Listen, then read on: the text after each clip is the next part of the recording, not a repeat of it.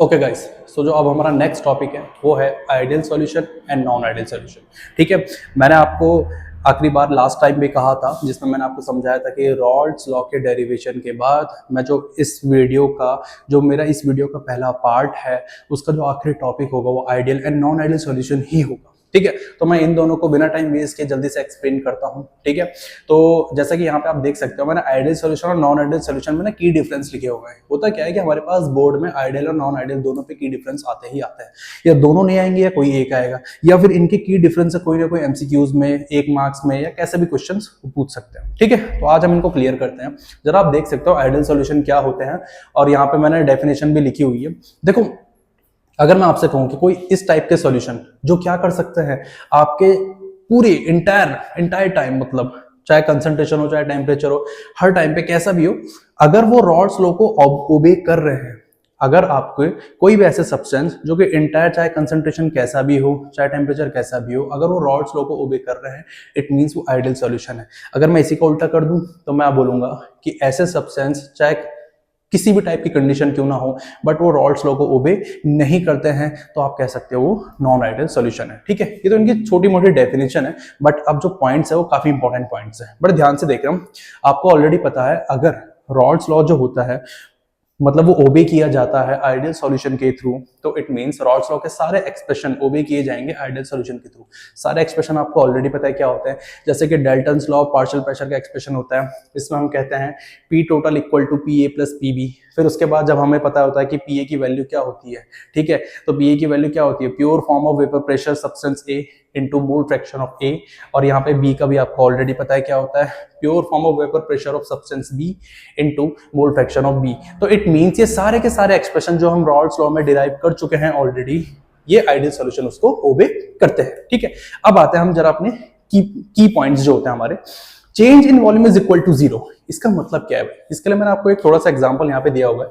जैसे कि आप देख सकते हो सब्सटेंस ए है, ठीक है, मतलब आप सॉल्यूट बोलो सॉल्वेंट बोलो, जो आपको बोलना है, उसका अमाउंट 10 ml है, और जो आपके पास सब्सटेंस बी है उसका अमाउंट भी क्या है, 10 ml, मतलब उन दोनों की वॉल्यूम 10 10 ml है। जब वो दोनों एक दूसरे के साथ मिक्स हुए, उन्होंने सॉल्यूशन बनाया, तो अब जो उनका अमाउंट है वो कितना आ गया, 20 ml। अब आप बोलोगे कि हम निकालेंगे कैसे सर, हमें कैसे पता चलेगा कि change in volume is equal to zero? तो हमेशा ध्यान रखना, चेंज कौन इंडिकेट करता है, डेल्टा। अगर स्मॉल चेंज हो तो डेल, और बिग चेंज हो तो डेल्टा। ठीक है, डेल्टा के आगे अगर मैं क्या लगा देता हूं, वी, तो चेंज इन वॉल्यूम कैसे निकलेगा, ये निकलेगा सॉल्यूशन की वॉल्यूम माइनस सॉल्यूट की वॉल्यूम प्लस सॉल्वेंट की वॉल्यूम। ठीक है, आप इस तरीके से इसको निकाल सकते हैं। जरा कैलकुलेट करके भी देख लेना, आपको पता लग जाएगा। सॉल्यूशन की वॉल्यूम कितनी है, 20 ml, माइनस सॉल्यूट की वॉल्यूम कितनी है, 10 ml, प्लस सॉल्वेंट की भी कितनी है, 10 ml। दिख रहा होगा आपको, 20 माइनस 20 कितना आ जाएगा, जीरो को इक्वल में। इट मींस जो एंथैल्पी ऑफ मिक्सिंग है आपका, सॉरी, जो आपका चेंज इन वॉल्यूम है वो किसके इक्वल में है, जीरो के। ठीक है, अच्छा, इसके बाद हम होप सो आपको ये पॉइंट क्लियर हुआ हो। इसके बाद हम तीसरे पॉइंट पे आते हैं, जिसमें मैंने लिखा हुआ है पी। पी जो होता है मेरा प्रेशर। प्रेशर्स एक्चुअली में, प्रेशर हो या कोई भी वैल्यू हो, अगर आप कभी क्वांटिटेटिव एनालिसिस करते हो तो उसमें हमें लेबोरेटरी में कुछ चीजों का ध्यान देना पड़ता है। वो क्या होते हैं, एक होता है हमारे पास थ्योरेटिकल वैल्यू, एक होती है हमारे पास ऑब्जर्व वैल्यू। ठीक है, अगर मैं आपसे ऑब्जर्व वैल्यू के पहले बात करना चाहूं, देखो ऑब्जर्व वैल्यू क्या होती है, जो आपने ना मतलब अनुमान लगा दिया हो, एज्यूम कर लिया हो कि भाई इसका आंसर कितना आ सकता है, 20 आ सकता है। ठीक है, तो जो आप ऐसे एज्यूम कर लेते हो, ठीक है, मतलब फैक्ट्स के बेस पे कि अरे ऐसा ऐसा करके भाई इतना आ गया आपका, तो वो है आपकी ऑब्जर्व वैल्यू। ठीक है, बट जो थ्योरेटिकल वैल्यू होती है वो क्या होती है, थ्योरेटिकल वैल्यू होती है आपकी बिल्कुल प्रॉपर एक कैलकुलेशन के साथ। ठीक है, जो आप कैलकुलेट करके निकालते हो, तो वो होती है हमारी थ्योरेटिकल वैल्यू। तो कभी कभार ऐसा भी कहा जाता है कि ऑब्जर्व एंड थ्योरेटिकल वैल्यू लगभग सिमिलर नहीं होती है, आगे पीछे उनका अमाउंट होता है, लेकिन कभी कभार सिमिलर भी आ जाती है। बट आइडियल सॉल्यूशन के केस में जो थ्योरेटिकल वैल्यू रहती है वो इक्वल टू रहती है मेरी ऑब्जर्व वैल्यू के, हमेशा ध्यान रखना। तो इस चीज का ये पी इंडिकेट करता है मेरे प्रेशर को, तो जो थ्योरेटिकल प्रेशर रहेगा वो इक्वल रहेगा मेरे ऑब्जर्व प्रेशर के, हमेशा ध्यान रखना इस चीज का। इसके बाद आते हैं हम अपने मेन पॉइंट पे, जो इसके बाद वाला है। यहाँ पे आपको दिया हुआ है change in enthalpy is equal to zero. ठीक है, कैसे भाई? अब चेंज इन एंथैल्पी, एंथैल्पी क्या होता है, एनर्जी भाई, जो 1 मोल ऑफ सब्सटेंस को बनाने में लगती है उसको हम क्या कहते हैं, एनर्जी। ठीक है, बट जो एनर्जी लग रही है उसको अगर मैं दूसरे पॉइंट से रेफर करना चाहूं तो वो होती है एंथैल्पी। अब बड़े ध्यान से देखना, यहाँ पे मैंने आपको कहा कि आपके पास सब्सटेंस ए है तो उसके ए के कुछ पार्टिकल्स होंगे, कुछ मॉलिक्यूल होंगे, तो उनका इंटरेक्शन होगा। तो मान लीजिए उनके इंटरेक्शन में एनर्जी कितनी लग रही, 10 जूल की। सेम ऐसी सब्सटेंस बी था, उनके जो पार्टिकल्स होंगे, उनके पार्टिकल्स के जो इंटरेक्शन हो रहा होगा उसमें एनर्जी कितनी लग रही होगी, 10-10 जूल की। ठीक है, इसमें भी 10 जूल है। बट जब हुआ क्या, वो दोनों सॉल्यूशन बन गए। अब सॉल्यूशन में ए के भी पार्टिकल्स हैं, बी के भी पार्टिकल्स हैं। ठीक है, अब डबल हो गए ना, अब दो के पार्टिकल्स है, अब उन दोनों का इंटरेक्शन हो रहा है, तो जो एंथैल्पी लग रही है वो भी कितनी लग रही है, डबल, 20 जूल की। ठीक है, अब आप बोलोगे sir change in enthalpy is equal to 0 कैसे? सेम वही एंथैल्पी को हम मिक्स करते हैं किससे, मतलब एंथैल्पी को हम बताते हैं किससे, एक्स। ठीक है, तो अगर मैं आपसे बोलूंगा ये कैसे निकलेगा, तो आप निकालोगे solution enthalpy minus solute enthalpy delta H plus solvent enthalpy delta H. आपको दिख जाएगा यहां पे सॉल्यूशन की एंथैल्पी क्या है, 20 जूल की, माइनस सॉल्यूट की एंथैल्पी क्या है, 10 जूल, प्लस 10 जूल सॉल्वेंट की, कितना आ जाएगा, 0। तो आपको दिख रहा होगा एंथैल्पी ऑफ मिक्सिंग आपका कितना आ रहा है यहाँ पे, आइडियल सॉल्यूशन के केस में 0। तो इस पॉइंट को हमेशा ध्यान रखना, ये वाला पॉइंट काफी इंपॉर्टेंट है। ठीक है, तो एक ये वाला पॉइंट चेंज इन एंथैल्पी और एक आपका है चेंज इन वॉल्यूम, ये दोनों पॉइंट इंपॉर्टेंट है। आप इन लोग अगर आपके पास डिफरेंस आता है 1 मार्क्स में 2 मार्क्स में, आप इन पॉइंट को डाल के थोड़ा बहुत अपना ऑरा पॉजिटिव में भी लेके आ सकते हैं। ठीक है, अच्छा अब जरा ध्यान से देखना कि कैसे, कौन से ऐसे सॉल्यूशन है जो आइडियल सॉल्यूशन ही बना सकते हैं। ठीक है, कौन से ऐसे सब्सटेंस है जो आइडियल सॉल्यूशन बना सकते हैं। तो liquids having same functional group form ideal solution. भाई अगर जिनमें सेम फंक्शनल ग्रुप होगा तो वही आपके आइडियल सॉल्यूशन बना सकते हैं। एग्जांपल के तौर पे जरा तुरंत देखते हैं, जैसे कि एन हेक्सेन, एन हेप्टेन। ठीक है, तो यहाँ पे एन क्या इंडिकेट करता है, एन आपका एल्काइल ग्रुप इंडिकेट करता है। ठीक है, तो जैसे कि एल्काइल ग्रुप कॉमन है तो N hexane and N heptane. ठीक है, सेम जैसे यहाँ पे देखो बेंजीन प्लस टॉलिन, जैसे अगर आपको पता ना हो, बेंजीन में क्या होता है आपका रिंग, बेंजीन में क्या होता है आपका रिंग स्ट्रक्चर होता है एरोमेटिक, और टॉलिन में क्या होता है आपका रिंग स्ट्रक्चर तो रहता ही रहता है, लेकिन ऊपर क्या होता है CH3 लगा रहता है। ठीक है, तो इट मींस कॉमन क्या है, फंक्शनल ग्रुप तो कॉमन है, बेंजीन की कॉमन है ना। सेम मिथेनॉल प्लस इथेनॉल, आपको दिख रहा होगा यहाँ पे OH कॉमन है।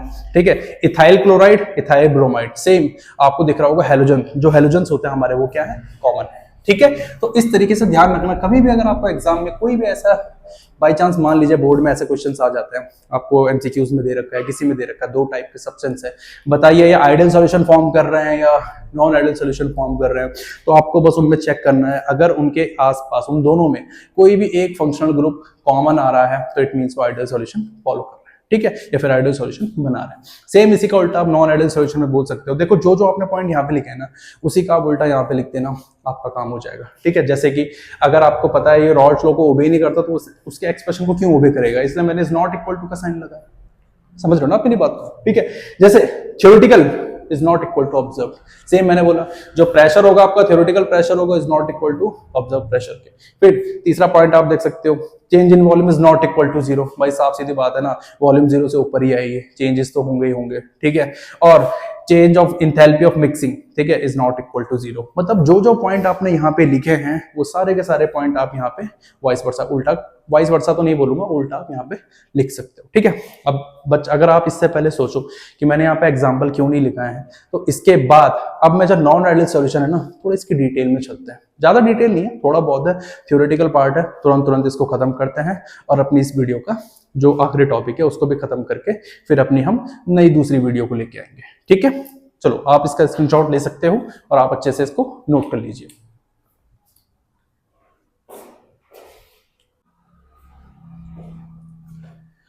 ठीक है गाइस, तो अब जैसा कि मैंने आपको पहले ही समझाया था कि अब हम नॉन आइडियल सॉल्यूशन होते हैं हमारे, अब हम उनको एक्सप्लेन करेंगे।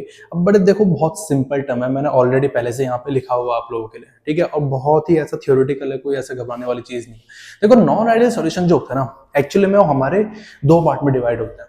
ठीक है, नॉन आइडियल सॉल्यूशन, याद है आपको मैंने नॉन आइडियल सॉल्यूशन के एग्जाम्पल नहीं लिखाए थे। इसका रीजन है कि मैंने क्यों नहीं लिखाए थे। ठीक है, इसका रीजन ये है क्योंकि नॉन आइडियल सॉल्यूशन 2 टाइप में मिलते हैं। ठीक है, एक जो पॉजिटिव डेविएशन शो करता है, दूसरा जो नेगेटिव डेविएशन शो करता है। ठीक है। पॉजिटिव डेविएशन के अलग एग्जांपल्स होते हैं, नेगेटिव डेविएशन के अलग एग्जांपल्स होते हैं, ठीक है। बट पहले हम समझते हैं कि पॉजिटिव और नेगेटिव डेविएशन एक्चुअल में होता क्या है। देखो जैसे कि आप देख सकते हो नॉन आइडियल सॉल्यूशन के दो पॉइंट होते हैं, with positive deviation and with negative deviation. अब देखो उसके लिए हम क्या करते हैं, पहले ना दोनों केसेस में आपको डायग्राम समझना पड़ेगा। डायग्राम से आप आराम से समझ सकते हैं। देखो जरा, यहाँ पे सब्सटेंस ए है, तो इट मींस यहाँ पे प्योर फॉर्म में ए के पार्टिकल्स होंगे, तो ए और ए के पार्टिकल्स के बीच में इंटरेक्शन होगा, इसलिए मैंने ए लिखा हुआ है। यहाँ पे सब्सटेंस बी है, तो प्योर फॉर्म में बी होंगे, बी के पार्टिकल्स ही होंगे, तो इट मींस वो बी के पार्टिकल्स आपस में क्या करेंगे, इंटरेक्शन करेंगे। सेम जब हमने ए और बी को मिक्स कर दिया तो सॉल्यूशन बना दिया, अब उस केस में वो प्योर फॉर्म में नहीं इम्प्योर फॉर्म में आ गए। इट मींस ए के पार्टिकल्स एंड बी के पार्टिकल्स आपस में क्या करेंगे, इंटरेक्शन करेंगे। सेम कहानी यहाँ पे भी है, ठीक है, सेम कहानी यहाँ पे भी है। बट अब डेफिनेशन सुनो, अगर आपको पता लगाना है कि वो पॉजिटिव डेविएशन शो कर रहे हैं नॉन आइडियल सॉल्यूशन, तो उनकी डेफिनेशन ये होगी कि ये जो ए बी इंटरेक्शन होगा ना, ये देख लो ये वाला जो इंटरेक्शन है, ये वाला जो इंटरेक्शन होगा वो वीकर होगा as compare to A interaction and B B interaction, ठीक है। कहने की बात मतलब ये है कि आप इसको ऐसे मैथमेटिकल टर्म में भी लिख सकते हैं कि मेरे पास जो ए और बी मतलब जो सॉल्यूशन का इंटरेक्शन होगा वो वीकर होगा, ठीक है, वो वीकर देन होगा किसके कंपैरिजन में, ए प्लस बी या फिर प्लस ना लिख के बी के इंटरेक्शन में, ठीक है। मतलब अगर मैं आपसे कहूंगा कि इन दोनों का जो ए और बी का जो इंटरेक्शन है ना, यहां पे सही से हो नहीं पा रहा है सॉल्यूशन के केस में, बट जब ए और बी के पार्टिकल्स बिल्कुल प्योर फॉर्म में थे तब उनका इंटरेक्शन बहुत ही अच्छी तरीके से हो रहा, ठीक है। तो इस केस में जब क्या होगा, जब सॉल्यूशन का इंटरेक्शन बहुत वीक है as compare to pure form of liquid के सब्सटेंस के, तो हमारे पास चीजें भी चेंजेस हो जाती है। फिर रॉल्स लॉ, जरा रॉल्स लॉ के एक्सप्रेशन पे ध्यान देना। जैसा आप यहाँ पे देख सकते हो, जो वहां पे मेरे पास एक वेपर प्रेशर दिखाया जा रहा है यहाँ पे सब्सटेंस ए का, ठीक है। तो उस केस में क्या है कि आप देख सकते हो अब वो ग्रेटर देन हो गया, वो क्या हो गया, वो ग्रेटर देन हो गया। किस केस में, जब वो एक सॉल्यूशन के टर्म में आ गया, ठीक है। किस केस में, जब जो मेरे पास सब्सटेंस ए था उसमें जब मैंने कोई ना कोई सॉल्यूट डाला होगा, उस सॉल्वेंट में मतलब कोई ना कोई सॉल्यूट डाला होगा, और जब वो क्या बना होगा, सॉल्यूशन बना होगा, तो उस केस में जो प्रेशर था मेरा, जो वेपर प्रेशर था, अब वो ग्रेटर देन हो गया प्योर फॉर्म के vapour pressure into mole fraction, ठीक है। सेम वैसे इंपैक्ट यहाँ पे पीबी वाले केस में भी पड़ा। क्यों इंपैक्ट पड़ा, क्योंकि मैं आपको बता रहा हूं, यहाँ पे आप देख सकते हैं कि जो कंडीशंस हमारी चल रही है वो कंडीशंस यही हैं कि ए और बी का जो इंटरेक्शन है सॉल्यूशन के केस में वो क्या हो चुका है, वो वीक हो चुका है, ठीक है। बट जो प्योर फॉर्म में जो इंटरेक्शन था वो कैसा था, काफी स्ट्रॉन्ग था। अच्छा थोड़ा सा आगे चलता है, इसी के बाद जो दूसरा पॉइंट है वो समझते हैं। जो ऑब्जर्व्ड वैल्यू थी, जो मतलब प्रेशर की जो ऑब्जर्व वैल्यू रहेगी वो ग्रेटर देन हो जाएगी किसके, थ्योरेटिकल वैल्यू पे, ठीक है। ऑब्जर्व वैल्यू क्या होती है, मैंने आपको बोला था ना, ऑब्जर्व वैल्यू क्या होती है, जो आपने बिल्कुल ऐसे अनुमान लगा लिया इतना आ जाएगा, ठीक है। अब आपने कुछ ज्यादा अनुमान लगा लिया, भाई आपकी वैल्यू जैसे आपने बोला कि इसका आंसर 20 आना चाहिए, बट जब आपने कैलकुलेशन किया तो उसका आंसर कितना है, 15, तो इट मींस अब आपकी ऑब्जर्व वैल्यू क्या हो गई, ज्यादा बढ़ गई। तो किस केस में ज्यादा बढ़ जाती है ऑब्जर्व वैल्यू, जब हमारे पास नॉन आइडियल सॉल्यूशन क्या शो करता है, पॉजिटिव डेविएशन। थोड़ा सा आगे चलते हैं, हम देखते हैं यहाँ पे कि जो मेरे पास enthalpy of mixing delta H, जो जीरो के इक्वल में हम देखते थे आइडियल सॉल्यूशन में, ठीक है, या नॉन आइडियल सॉल्यूशन में, अब यहाँ पे क्या हो रहा है, वो ग्रेटर देन हो गया। मतलब अब एंथैल्पी ऑफ मिक्सिंग जीरो से ऊपर है, इट मींस जीरो से ऊपर है मतलब पॉजिटिव में।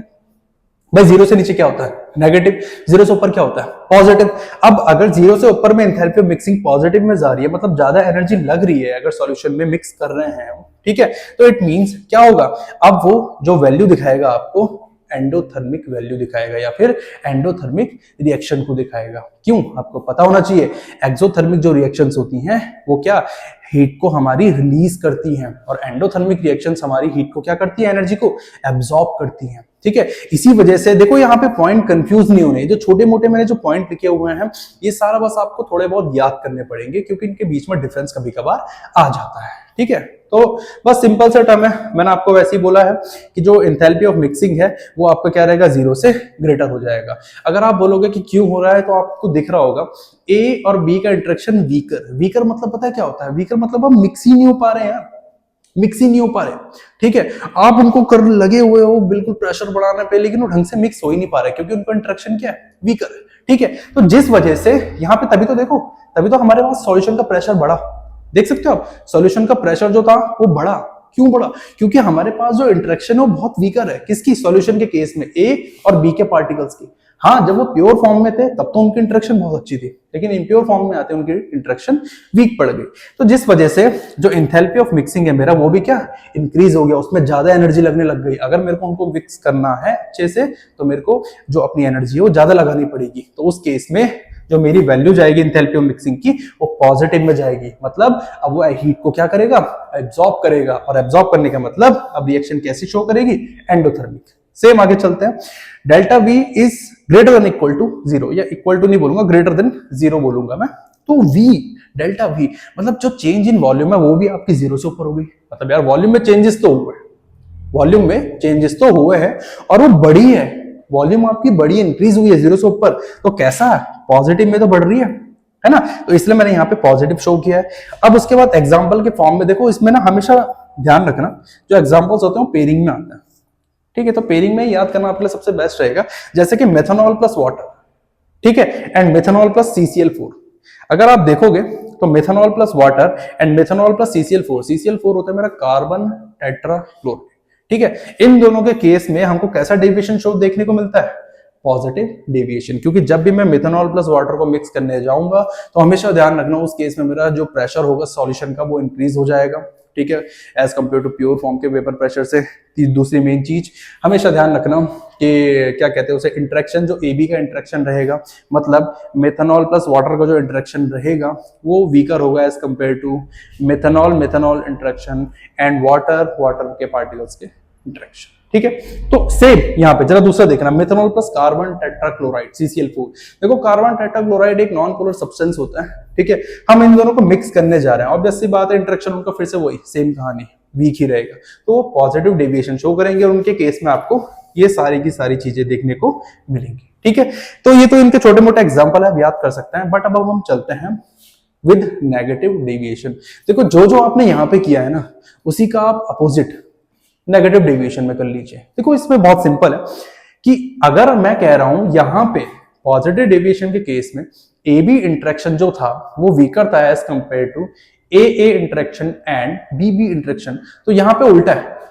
अब यहां पे क्या है कि जो मेरा AB इंटरेक्शन है, मतलब जो मेरा AB इंटरेक्शन है वो क्या है? स्ट्रॉन्गर है, इनका इंटरेक्शन बहुत ज्यादा स्ट्रॉन्गर है as compare to AA and BB। ठीक है, तो अब चेंजेस तो आएंगे, चेंजेस तो होंगे, तो मतलब चेंजेस होना तो इसमें बहुत नॉर्मल है। ठीक है, चेंजेस हम आराम से इसमें कर सकते हैं, बट कैसे चेंजेस है जरा देखो तो सही। यहाँ पे अब जो मेरा वेपर प्रेशर है अब वो लेस देन हो गया उसके प्योर फॉर्म की। ठीक है, यहाँ पे भी सेम कहानी, जो मेरा वेपर प्रेशर है, जो मेरा पार्शियल प्रेशर है, जो भी आप कहना चाहोगे, वो मेरा लेस देन हो गया है उसके प्योर फॉर्म के वेपर प्रेशर से और मोल फ्रैक्शन के। ठीक है, सेम कहानी। अब भाई डाल्टन लॉ के केस में भी सेम वही हुआ है, जो मेरा टोटल प्रेशर था वो लेस देन हो गया है PA प्लस PB के। ठीक है, ये पॉइंट शायद आई थिंक मैंने यहाँ पे लिखा नहीं है, बट आप इसको भी यहाँ पे डाल सकते हो, इस पॉइंट को अगर आप लोगों को डालना चाहे। जैसे मैं ये पॉइंट यहाँ पे एक डाल सकता हूँ। ठीक है, इस केस में ग्रेटर देन रहेगा आपका PA प्लस PB। भाई यहाँ पे जो टोटल प्रेशर रहेगा वो ग्रेटर देन रहेगा PA प्लस PB के पॉजिटिव डेविएशन के केस में। बट जो नेगेटिव डेविएशन के केस में जो मेरे पास प्रेशर रहेगा, टोटल प्रेशर, वो लेस देन रहेगा PA प्लस PB के। ठीक है, अच्छा उसके बाद फिर से कहानी। अब देखो enthalpy of mixing is less than 0। अब जो एंथैल्पी ऑफ मिक्सिंग है वो क्या हो गई है? Less than 0। क्यों भाई? क्योंकि मिक्सिंग बड़ी अच्छे से हो गई है यार। मिक्सिंग अब कैसे हो गई? थोड़ा अच्छे से हो गई है। ठीक है, वो मिक्सिंग इतनी अच्छे, उनका इंटरेक्शन इतनी अच्छी तरीके से हो रहा है कि अब वो क्या कर रहा है? एनर्जी को रिलीज कर रहा है। और जब एनर्जी रिलीज होता है तो साइन हमेशा कैसा आता है? नेगेटिव। क्यों? क्योंकि उस टाइम पे वो क्या शो करते हैं? Exothermic reaction. भाई यही तो हो रहा है, ए और बी का इंटरेक्शन स्ट्रॉन्गर है ना अब किसके कंपैरिजन में? ए और बी के इंटरेक्शन के। इट मींस अगर इनके जो पार्टिकल्स ए और बी के अच्छे से मिक्स हो पा रहे हैं तो मतलब वो एक एनर्जी को क्या करेंगे? रिलीज करेंगे। और वो जो एनर्जी जब आपकी रिलीज हो रही है तो वो रिएक्शन कैसी हो जाएगी आपकी? एक्सोथर्मिक। ठीक है, जैसे यहाँ पे रिएक्शन हमारी एंडोथर्मिक हो रही थी, यहाँ पे कैसे हो जाएगी? एक्सोथर्मिक। अच्छा, delta V is less than 0। भाई जो चेंज इन वॉल्यूम होगा वो लेस देन 0, मतलब थोड़ा कम हो जाएगी। ठीक है, हो सकता है कि जब वो एनर्जी रिलीज करे तो आपके क्या हो जाए? जो वॉल्यूम हो वो भी, उसमें भी इंपैक्ट देखने को मिले और कम हो जाए, जिसकी वजह से मेरे पास जो साइन आएगा वो कैसा आएगा? नेगेटिव में आएगा। ठीक है। अच्छा, एग्जाम्पल के फॉर्म में अगर मैं आपसे कहूं तो एग्जाम्पल के फॉर्म में आप यहां पे देख सकते हो क्लोरोफॉर्म प्लस एसीटोन, ठीक है, और अगर एसीटोन प्लस एनिलीन, ठीक है। अगर मैं इनकी बात करूं chloroform plus acetone and acetone plus aniline, इन दोनों के केस में ही आपको ऐसा देखने को मिलेगा कि जो नॉर्मल क्लोरोफॉर्म के प्योर फॉर्म के जो पार्टिकल्स होंगे और एसीटोन के जो प्योर फॉर्म के पार्टिकल्स होंगे, उनके इंटरेक्शन से भी कई ज्यादा स्ट्रॉन्ग इंटरेक्शन होगा क्लोरोफॉर्म प्लस एसीटोन के पार्टिकल्स का, ठीक है। तभी आपके पास कैसी कंडीशन आएंगी, इस टाइप की कंडीशन आएंगी। या फिर आप दूसरा एग्जांपल आप ये देख सकते हो एसीटोन प्लस एनिलीन का, ठीक है। मतलब आपके पास कई सारे एग्जांपल है, water plus HCl, chloroform plus benzene, कई सारे एग्जांपल है, आप आराम से इसको देख सकते हो, बट इन एग्जांपल को जरूर लिख लेना, एग्जाम में पूछे जाते हैं, ठीक है। अच्छा, अब आप देख रहे होंगे ग्राफ लिखा हुआ मैंने, तो देखो ग्राफ को देख के घबराना नहीं है, पहली बात तो बहुत सिंपल है। याद है जब मैं आपको रॉल्स लॉ का ग्राफ करवा रहा था, मैंने एक सिंपल ग्राफ को बनवाया था, ट्रिक भी बताई थी उसके लिए, तो सेम ग्राफ हम यहीं पे अप्लाई करेंगे। क्यों? क्योंकि बोर्ड में कभी कभार केस बेस्ड स्टडी में हो या फिर किसी भी मतलब कैसे भी टाइप में किसी भी सेक्शन में उनका मन करे वो पूछ सकते हैं कि ग्राफ ड्रॉ करो, चाहे वो पॉजिटिव डेविएशन का हो या फिर नेगेटिव डेविएशन का, ठीक है। तो हम जरा तुरंत स्टार्ट करते हैं। अगर मैं पॉजिटिव डेविएशन पे ग्राफ बनाना चाहूं तो देखो जैसे हमने रॉल्स लॉ का ग्राफ बनाया था ना, सेम पहले हम वैसे ही करेंगे। ये हमारी वाई एक्सिस है, यहां से भी आप अपनी एक वाई एक्सिस को ले लीजिए, ठीक है, और ये आप एक्स एक्सिस को ऐसे इस तरीके से ज्वाइन कर दीजिए, ठीक है। थोड़ा सा आई थिंक शायद मैं ना ड्राइंग थोड़ा खराब है, बट कोई इशू नहीं है। इस तरीके से ये देखिए, इसको ऐसे ज्वाइन कर दीजिए, ठीक है। ये एक्स एक्सिस है आपकी, वाई एक्सिस है, जहां पे हमारे पास यहाँ पे क्या रहता है, वेपर प्रेशर रहता है वाई एक्सिस में, और एक्स एक्सिस में आपके पास क्या रहता है, मोल फ्रैक्शन, ठीक है। अच्छा, आपको ऑलरेडी पता है कि हम यहाँ पे क्या रखते हैं, अब वो आप पे डिपेंड है। अगर काई ए को आप यहाँ पे 0 रख रहे हो तो काई बी को आपको क्या रखना पड़ेगा, यहाँ पे 1। सेम कहानी यहाँ पे, अगर आप काई ए को यहाँ पे 1 रख रहे हो तो काई बी को आपको यहाँ पे क्या रखना पड़ेगा, 0, ठीक है। अब देखो काई ए 0, इट मींस एक्स एक्सिस में काई ए 0 यहीं पे होगा, तो काई बी वाई एक्सिस में इधर ही किधर होगा, तो आपने यहाँ पे लगा दिया, ठीक है। और याद है हमको, हम कंडीशन में चलते थे कि P not B is greater than P naught है ना, ऐसी कंडीशंस होती है, कोई भी ले लो, P naught is greater than P not B, जो आपकी मर्जी हो, ठीक है। तो सेम यहाँ पे अगर काई बी मेरा 0 यहाँ पे है तो काई ए वाई एक्सिस में इधर ही किधर होगा, तो मैंने पॉइंट यहाँ पे लगा दिया। तो भाई अब ग्राफ बना दो, सीधा पॉइंट ए इधर जोड़ दो, ठीक है। सही जोड़ा है मैंने, थोड़ा सा इसको और ऊपर कर देते हैं ताकि दिक्कत ना हो, इधर लगा देते हैं पॉइंट, ये आ गया मेरा पॉइंट, इसको ज्वाइन कर देते हैं, ठीक है भाई। अब ये पॉइंट यहां ज्वाइन कर दीजिए, ये पॉइंट आप इधर ज्वाइन कर दीजिए। अब आप बोलोगे सर घुमा फिरा के बात तो वही आ गई है ना, घुमा फिरा के बात तो वही आ गया, आपने ग्राफ तो पूरा ऐसे ही बना दिया है, थोड़ा हम इसको और लंबा कर देते हैं। लेकिन जरा हम अब बताते हैं आपको कि है क्या। ये पॉइंट किसका था, ये पॉइंट था आपका पी नॉट बी का। ये पॉइंट किसका था, ये पॉइंट था आपका पी नॉट ए का। चलो कंडीशन में थोड़ा चेंज कर देता हूं, P nought A is greater than P not be, क्योंकि मैंने ग्राफ उसी हिसाब से बना दिया है, ठीक है। तो P not be not P not be P nought ए, ठीक है। अब देखो भाई बहुत सिंपल है, ग्राफ हमने बना दिया है, मुझे पता है ये लाइन किसकी, ये लाइन है मेरी टोटल प्रेशर की, ठीक है, P A plus P B. आप बोलोगे सर यहाँ पे इक्वल टू का साइन क्यों नहीं लगा, अभी हम बता देंगे क्यों नहीं लगा, ठीक है। ये वाली है पी बी की, ठीक है, P not B chi B, और ये वाली लाइन है आपकी किसकी, P A P nought A chi ए की, ठीक है। अब भाई देखो आपको पता है पॉजिटिव डेविएशन है, पॉजिटिव डेविएशन के लिए आप ग्राफ बना रहे हो नॉन आइडियल सॉल्यूशन का, तो जरा ध्यान देना यहाँ पे जो पी ए की वैल्यू है क्या ग्रेटर देन में है, तो मैं यहाँ पे क्या करूंगा, ग्रेटर देन का साइन लगाऊंगा दोनों के केस में, यहाँ पे भी ग्रेटर देन, यहाँ पे भी ग्रेटर देन, ठीक है। देन उसके बाद जो टोटल प्रेशर है वो भी कैसा रहेगा आपका, ग्रेटर देन ही रहेगा, तो यहाँ पे भी आप ग्रेटर देन का साइन लगेंगे। बट ऐसी क्या है इस पे डिफरेंस जो आप इसको बोल सकते हो कि भाई इसमें और इसमें आपको डिफरेंस देखने को मिलेगा, बहुत सिंपल है, पॉजिटिव डेविएशन।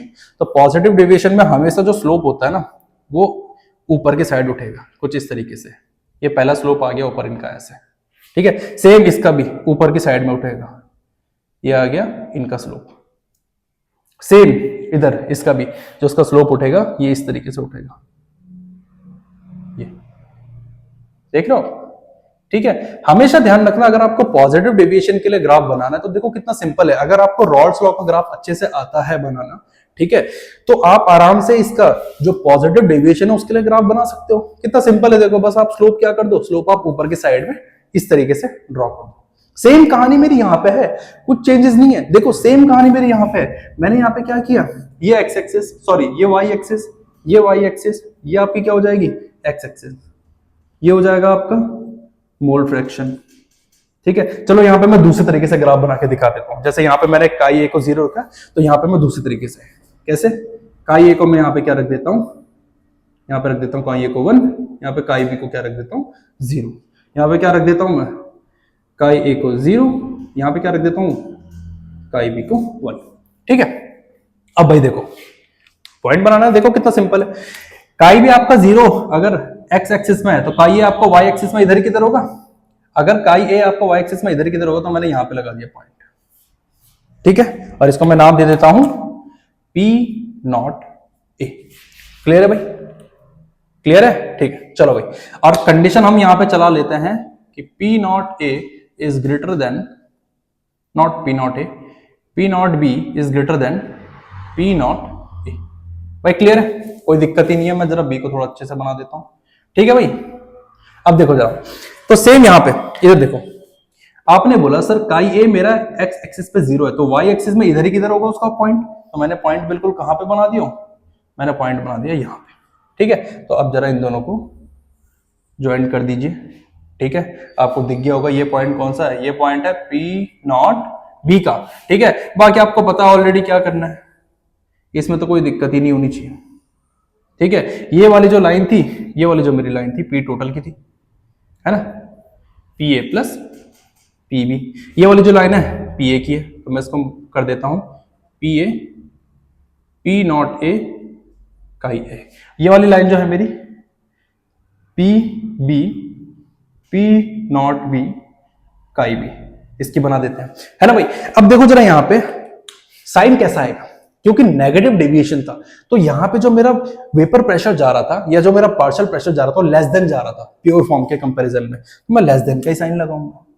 इधर भी लेस देन का साइन, इधर भी लेस देन का साइन, है ना, और यहां पे भी लेस देन का साइन लग जाएगा, हो गया। और आपको पता है नेगेटिव डेविएशन में, बड़े ध्यान से देखना, नेगेटिव डेविएशन में स्लोप जो आएगा वो नीचे की साइड, मतलब नेगेटिव शो करोगे आप कि गिर रहा है उसका स्लोप, ऐसे नीचे की साइड, कुछ इस तरीके से, ऐसे नीचे की साइड में कुछ इस तरीके से।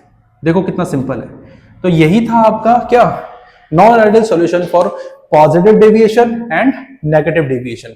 देखो आप यहाँ पे स्क्रीनशॉट ले सकते हो, कितना सिंपल है और इसको ना कोई दिक्कत नहीं होती, कोई इतना बड़ी बात नहीं है कि आप लोग नहीं कर पाओगे। ठीक है, बहुत ही सिंपल टर्म्स है। इतना भी यहाँ पे देखो, जिन चीजों में ना बिना दिमाग लगाए हुए काम हो सकता है, उन चीजों में हम दिमाग ना ही लगाए तो सही है, क्योंकि फिर हर ऐसी चीजों में जिन पे दिमाग लगाने की सख्त ज्यादा जरूरत है, वहां पे इंसान दिमाग लगा ही नहीं पाएगा, क्योंकि वो पहले ही फालतू की चीजों में अपना माइंड को यूज कर चुका होगा।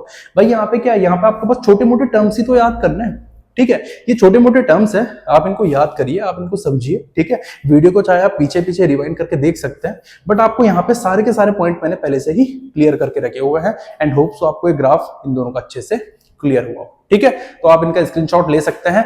अब हम इसके बाद, पहले आप स्क्रीनशॉट ले लीजिए।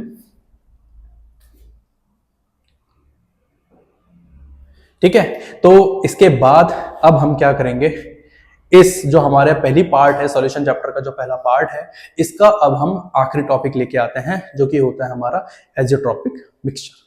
ठीक है,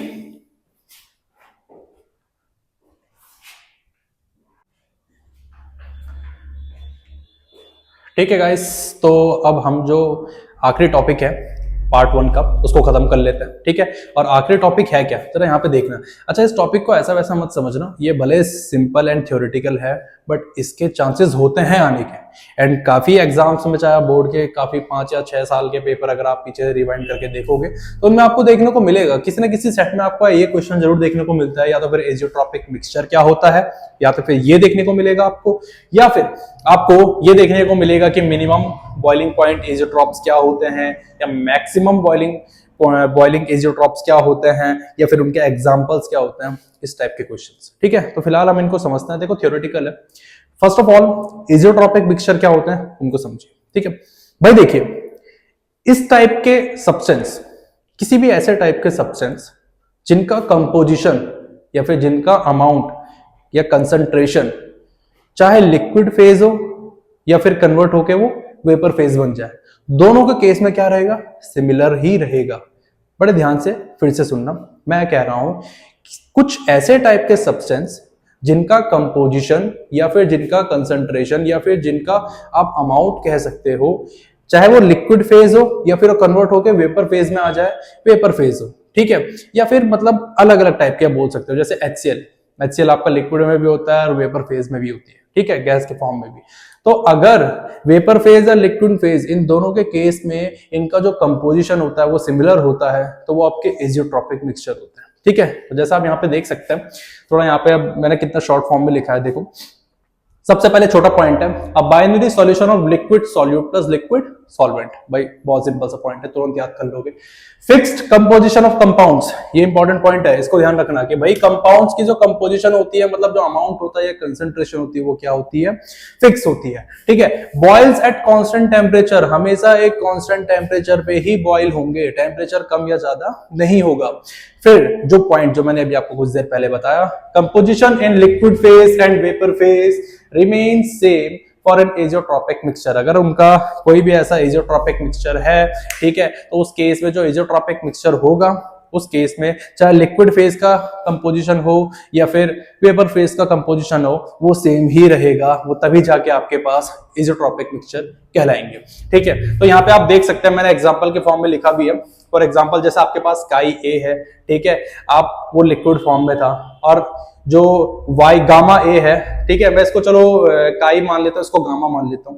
जैसे काई ए है वो लिक्विड फॉर्म में था और गामा ए है वो वेपर फॉर्म में था, उसको मैंने डायरेक्टली प्रोपोर्शनल का साइन लगाया है, काई बी के लिक्विड फॉर्म के और गामा बी के वेपर फॉर्म के। मतलब अगर ये आपका कंपोजिशन इंक्रीज होगा तो इसका भी कंपोजिशन इंक्रीज होगा, बट अगर इनका कंपोजिशन गिरता है, मतलब डिक्रीज होता है, तो इनका भी कंपोजिशन डिक्रीज ही होगा। तो यही तो मैंने आपको कहा था कि चाहे लिक्विड फेज हो या वेपर फेज हो, चाहे लिक्विड फेज हो या वेपर फेज हो, उनकी जो कंपोजिशन रहेंगी वो रिमेन्स सेम ही रहेगी, किसके लिए, फॉर एजियोट्रॉपिक मिक्सचर, ठीक है। अच्छा, उसके बाद वाले पॉइंट पे आते हैं, fractional distillation is not possible. अच्छा, फ्रैक्शनल डिस्टिलेशन होप्स आप सभी को याद हो कि 11th केमिस्ट्री में फ्रैक्शनल डिस्टिलेशन एक मेथड होता है जिसमें हम क्या करते हैं, ऐसा डिस्टिलेशन प्रोसेस जिसमें जो हमारे पास लिक्विड का जो बॉइलिंग पॉइंट रहता है ना, जैसे दो टाइप के सब्सटेंस है, ठीक है, और दोनों आपके लिक्विड फॉर्म में थे, एक सॉल्यूट था एक सॉल्वेंट था, और अब मैं कह रहा हूं उनको सेपरेट करना है। बट उनको सेपरेट करने के लिए हुआ क्या कि जब आपने उनका बॉइलिंग पॉइंट देखा तो उनका बॉइलिंग पॉइंट कैसा था, बहुत ही क्लोज था एक दूसरे के। अब उस केस में ना आप नॉर्मल सिंपल डिस्टिलेशन नहीं कर सकते, उस केस में आप फ्रैक्शनल डिस्टिलेशन करोगे, ठीक है। फ्रैक्शनल डिस्टिलेशन करने से ही बहुत, मतलब एक काफी लंबी चौड़ी मेथड है, ठीक है, वो मैं कभी आपको समझाऊंगा। उसमें एक्चुअली में ब्लॉकर लगाना पड़ता है। ब्लॉकर लगाने से क्या होता है कि अगर जैसे मान लीजिए किसी को मैंने बॉयल किया, मैंने सब्सटेंस को बॉयल करना स्टार्ट किया, ठीक है, तो उससे क्या होता है, उससे ये होता है कि भाई दोनों का ही बॉइलिंग पॉइंट लगभग सिमिलर ही है, ज्यादा डिफरेंस तो है नहीं, मतलब 30 केल्विन से भी कम का डिफरेंस रहता है दोनों सब्सटेंस के बॉइलिंग पॉइंट में।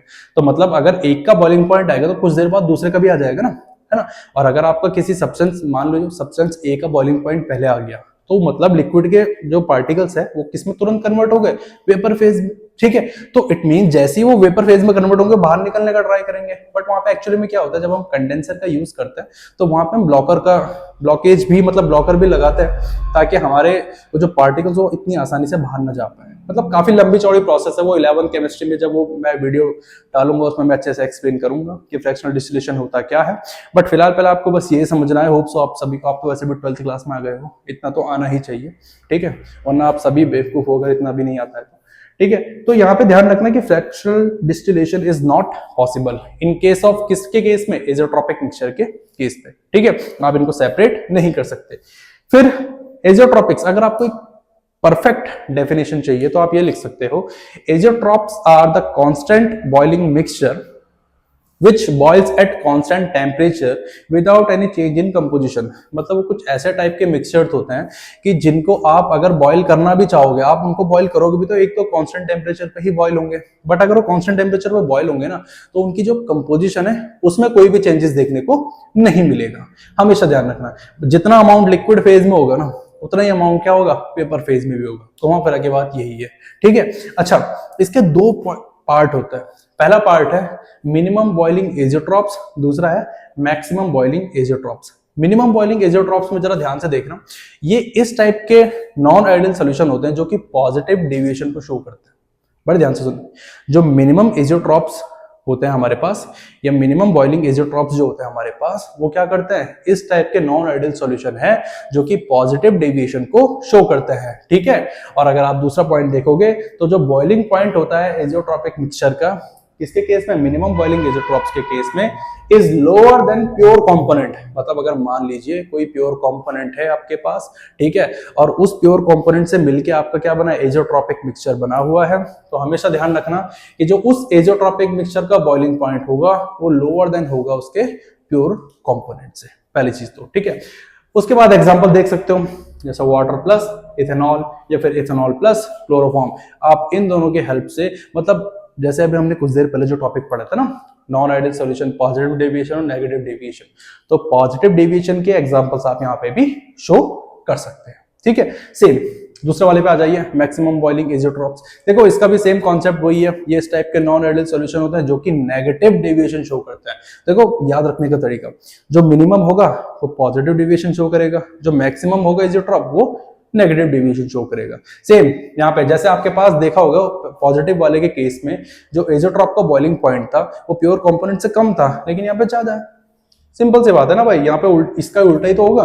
तो boiling point of azeotropic solution is higher than the boiling point of pure component. और इस केस पे मैंने आपको बोला कि आप नॉन आइडियल सॉल्यूशन के नेगेटिव डेविएशन के एग्जांपल आप लिख सकते हो, जैसे कि एसीटोन प्लस क्लोरोफॉर्म या फिर मिथेनॉल प्लस एसिटिक एसिड, ठीक है।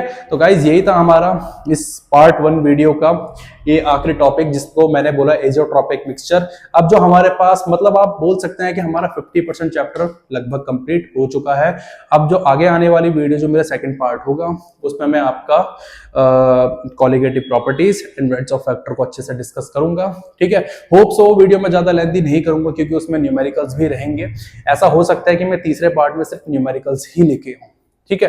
बट फिलहाल पहले मैं क्या करूंगा, मैं सेकंड पार्ट लेके आऊंगा और मैक्सिमम जो मेन पॉइंट्स है बोर्ड से रिलेटेड जो क्वेश्चंस होते हैं मैं उन्हीं को भी डिस्कस करूंगा। होप सो आपको इस वीडियो से थोड़ा बहुत हेल्प मिली हो, ठीक है। तो उम्मीद है कि आप इस वीडियो से सीखते रहे, ठीक है, ठीक है। आप लोगों को अगर कोई भी डाउट रहता है तो आप कमेंट सेक्शन में डाउट पूछ सकते हैं, ठीक है। और इस वीडियो को ज्यादा से ज्यादा शेयर करें अगर आप लोगों को समझ में आता है तो। होप सो वैसे समझ में आना ही चाहिए, ठीक है, इतने बेवकूफ तो आप लोग हो नहीं, ठीक है। बट फिलहाल आप लोग इसका स्क्रीनशॉट ले सकते हैं एंड देन फिर आज की क्लास को यहीं पे ही खत्म करते हैं। ओके।